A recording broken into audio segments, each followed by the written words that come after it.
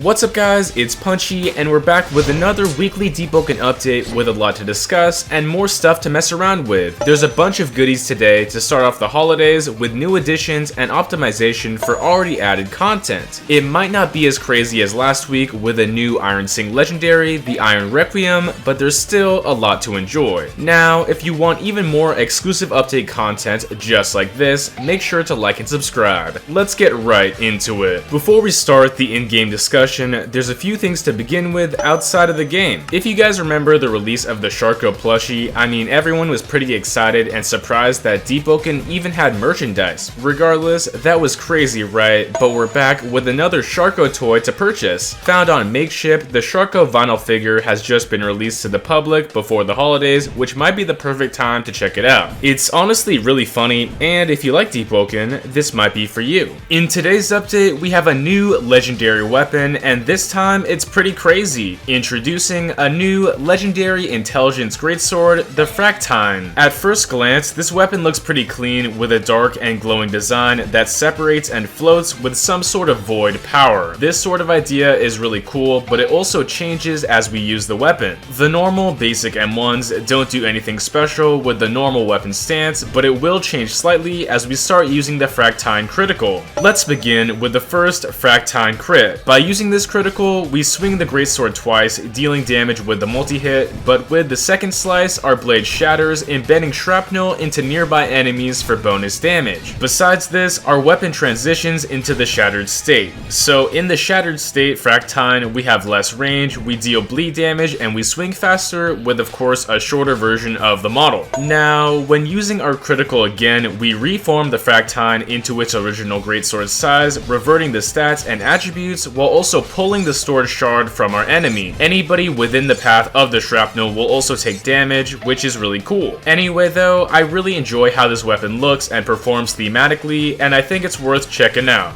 Inside the VOIDSEA, there's new Void outposts with enemies that spawn using the Fractine, and if you beat the event and open the chests, you can get this. Finally, hopping in game to see what's up, we actually have a massive rework to one of Deepwoken's most problematic mantras. Today, it's time to say goodbye to Gale Breath's Rising Wind. Previously added, this mantra was a vertical command grab that dealt successive damage with a flurry of kicks. Confirming this attack was pretty easy to do, but it was consistently buggy with a ton of different lag issues. Players had problems parrying before and after the attack, teleporting around, and overall just using this mantra, so I guess it was time to say goodbye. Anyway though, we do have a rework, and this one's pretty cool. So in the update, catching players with Rising Wind scoops them into the air, knocking them around this time only with a couple of kicks. It's more manageable for the server, I would guess, and honestly has more impact than the original, while also making this grab much faster. The damage also stayed relatively similar, with a large focus on the individual kicks than multi-hits, and it also leaves a smaller window to escape with event. Anyway though, please leave your thoughts down below about this mantra change, and if you think it's an upgrade, since I'll tell the devs.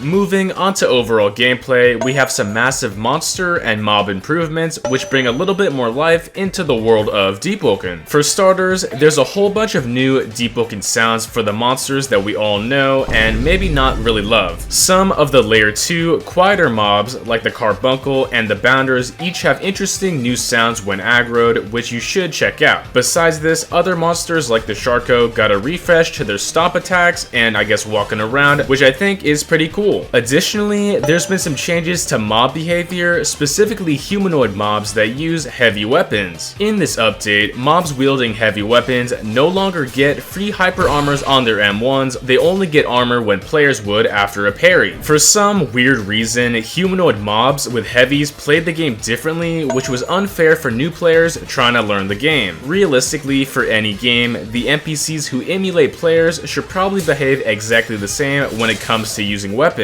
Next up, with some changes to PvE content, we have a small update to the Hell mode drops. When completing Hell mode entirely, in this update, the rate of every single relic that drops has been increased, letting you get better loot after clearing the game mode. But with that being said, the Moon's Eye Tome relic has been decreased in priority, letting you get other rewards more frequently than the rest. If you ask me, that's a pretty massive buff around the board, since knowledge isn't that hard to obtain. Now, with another cool change change for PvP content, the Chime of Conflict got a small update that's pretty interesting. So after losing in combat, you can see something new, letting the player know how low they got their opponent. This is pretty good for understanding your own performance and makes sense for quality of life. Additionally, with even more information about the game, we can finally see what enchants really do. Found inside our inventory, enchanted weapons now give a brief description of what they really do. All you gotta do is hover over that weapon that's enchanted to see details about the enchant applied to it. I think this change is huge for accessibility, and for a very long time they were enchants unclear to the public, but now hopefully that's cleared up some of the confusion. Now let's move on to some balancing with a few specific things to focus on. Beginning with a giant bug fix that heavily impacts gameplay, we have a Shadowcast nerf coming to the CRYPT blade. The CRYPT has always been viable in the PvP landscape, but its critical was straight up ignoring defense. Consistently when blocking or parrying the CRYPT blade crit, the chain status always applied no matter what, and that's broken. In many situations, this meant damage, status, and slowdown were unavoidable entirely, and it was straight up unfair. But luckily though, in this update, this has been removed entirely, which impacts Shadowcast in a major way. To be honest, the CRYPT blade is still powerful, but it needed this bug fix for game balance. Up next, with a really weird removal I never knew existed, we move on to SILENTHEART. For some reason, Ankle Cutter, the attack where you slide, has additional end lag for heavy weapons, preventing them from doing any action after that initial attack. You know, this always slowed down the flow of battle, but luckily it's been removed, which might be a good thing, letting SILENTHEART heavies shine once again. Anyway, for right now, that's about it, but if you like, make sure to check out the weekly Battle Royale. Thank you so much to all my members who support my channel directly, and you can join too if you want down below. As always, for even more exclusive update content just like this, make sure to like and subscribe. Let's keep pushing forward and try to hit 105k subs. Thanks once again, it's punch-in time.